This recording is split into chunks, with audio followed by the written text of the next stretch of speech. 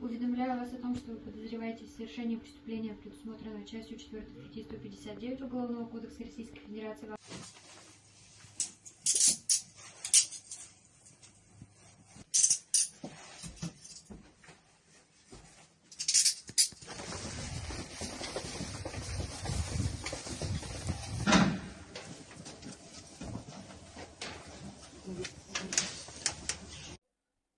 По данным следствия, обвиняемые совместно разработали схему хищения денежных средств банка.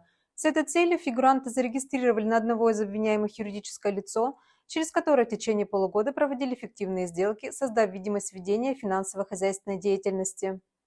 Впоследствии фигуранты, не имея цели исполнять кредитные обязательства перед банком, заключили кредитный договор на сумму 5 миллионов рублей, предоставив заведомо ложные сведения об организации.